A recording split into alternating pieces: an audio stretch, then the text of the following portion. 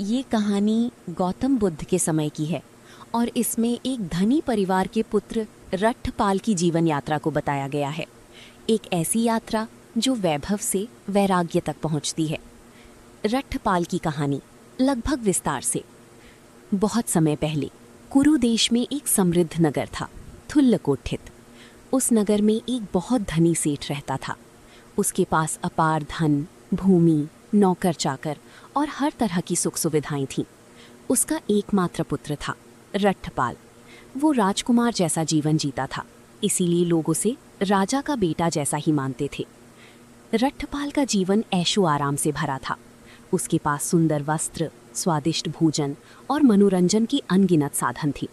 उसके माता पिता उसे बहुत प्रेम करते थे और चाहते थे कि वो उनकी व्यवसाय को आगे बढ़ाएं, विवाह करें और परिवार की प्रतिष्ठा बनाए रखें।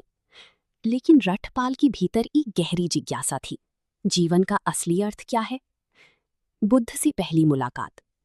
एक दिन नगर में खबर फैली कि गौतम बुद्ध अपने भिक्षुओं के साथ वहां आए हैं। नगर के लोग उन्हें देखने और उनके उपदेश सुनने के लिए उमड़ पड़े। रट्ठपाल भी वहां पहुंचा। जब उसने बुद्ध के उपदेश सुने तो उसका मन हिल गया। बुद्ध ने कहा, संसार अनित्य है, सब कुछ नश्वर है, कोई भी चीज स्थायी नहीं है। धन, यौवन और शक्ति सब नाशवान है। अंततः हर व्यक्ति को मृत्यु का सामना करना पड़ता है। इन शब्दों ने रट्ठपाल की हृदय को छू लिया। उसे पहली बार महसूस हुआ कि उसका सारा वैभव स्थायी नहीं है। वैराग्य का निर्णय। उपदेश सुनने के बाद रट्ठपाल ने निश्चय किया कि वो भी बुद्ध की मार्ग पर चलेगा और भिक्षु बन जाएगा। वो अपने माता पिता के पास गया और बोला, माता पिता, मैं घर छोड़कर संन्यास लेना चाहता हूँ। ये सुनकर उसके माता पिता स्तब्ध रह गए। उन्होंने कहा, बेटा, तुम हमारी इकलौती पुत्र हो, तुम्हारे पास सब कुछ है, धन, सम्मान, सुख, तुम क्यों ये सब छोड़ना चाहते हो? उन्होंने उसे रोकने के लिए हर संभव प्रयास किया। संघर्ष और दृढ़ संकल्प। रट्ठपाल ने कई बार अनुमति मांगी, लेकिन हर बार उसे मना कर दिया गया। आखिरकार उसने एक कठोर निर्णय लिया। वो घर के आंगन में ही जमीन पर लेट गया और बोला, जब तक आप मुझे संन्यास लेने की अनुमति नहीं देंगी, मैं उठूंगा नहीं, चाहे मेरी मृत्यु ही क्यों ना हो जाए। दिन बीतते गए, उसने भोजन पानी त्याग दिया। उसके माता पिता चिंतित हो गए। उन्होंने सोचा, यदि हमने इसे रोका तो ये मर जाएगा, बेहतर है कि इसे जाने दें। आखिरकार उन्होंने शर्त रखी, ठीक है, तुम जा सकते हो, लेकिन एक वादा करो, कभी कभी हमें देखने वापस आना।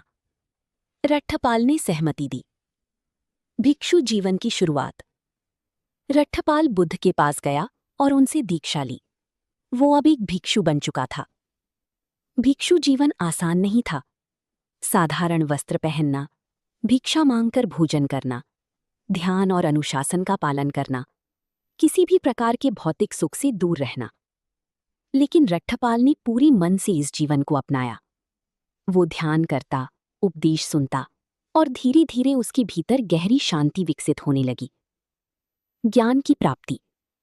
समय के साथ रट्ठपाल ने बुद्ध के उपदेशों को पूरी तरह समझ लिया। उसने जीवन की सच्चाई को अनुभव किया। कोई भी वस्तु स्थायी नहीं है। मेरा कहने योग्य कुछ भी नहीं है। इच्छाएं ही दुख का कारण है। वो एक उच्च स्तर का साधक बन गया। घर वापसी। एक दिन बुद्ध ने उसे कहा कि अब वो अपने माता पिता से मिलने जा सकता है। रट्ठपाल अपनी पुरानी नगर पहुंचा, लेकिन अब वो पहली जैसा नहीं था। वो एक भिक्षु था, सादे वस्त्रों में, हाथ में भिक्षा पात्र लिए। वो अपने ही घर के दरवाजे पर भिक्षा मांगने पहुंचा। पहचान और परीक्षा। शुरुआत में उसके माता पिता उसे पहचान नहीं पाए। वे इतनी दुखी थी कि उनका बेटा अब भिक्षा मांग रहा है। जब उन्हें सच्चाई पता चली तो उन्होंने उसे अंदर बुलाया और कहा, बेटा, ये सब छोड़ दो, फिर से वही जीवन जियो। हमारे पास अपार धन है, तुम्हारे लिए सुंदर स्त्रियां हैं, सुख सुविधाएं हैं। उन्होंने उसे पुराने जीवन में वापस लाने की कोशिश की। रट्ठपाल का उत्तर। रट्ठपाल ने शांत स्वर में कहा, पिताजी, ये सब मैंने पहले देखा है। ये सब नश्वर है। धन खत्म हो सकता है, शरीर बूढ़ा हो सकता है और मृत्यु कभी भी आ सकती है। उसने 4 महत्वपूर्ण सत्य बताए। संसार नश्वर है। संसार में कोई सुरक्षा नहीं है। कुछ भी वास्तव में मीरा नहीं है। इच्छाएं ही दुख का कारण है। वो एक उच्च स्तर का साधक बन गया। उस नगर का राजा भी रट्ठपाल की प्रसिद्धि सुनकर उससे मिलने आया। राजा ने पूछा, तुम एक धनी परिवार से हो, युवा हो, स्वस्थ हो, फिर तुमने सब कुछ क्यों छोड़ दिया? रट्ठपाल ने उत्तर दिया, महाराज, मैंने ये समझा कि यौवन स्थायी नहीं है, स्वास्थ्य स्थायी नहीं है, धन स्थायी नहीं है, जीवन स्थायी नहीं है। जब सब कुछ नश्वर है तो इनसे मोह रखना व्यर्थ है। राजा उसके ज्ञान से प्रभावित हुआ। अंतिम संदेश। रट्ठपाल ने अपने जीवन से ये सिखाया, सच्चा सुख बाहरी वस्तुओं में नहीं बल्कि भीतर की शांति में है। त्याग कमजोरी नहीं बल्कि समझदारी का संकेत है। जीवन का उद्देश्य केवल भोग नहीं बल्कि आत्मज्ञान है। कहानी का सार। रट्ठपाल की कहानी हमें ये समझाती है कि चाहे हमारे पास कितना भी धन क्यों ना हो, वो स्थायी नहीं है। सच्ची खुशी भौतिक चीज़ों से नहीं मिलती। जब हम जीवन की सच्चाई को समझते हैं, तभी हमें शांति मिलती है।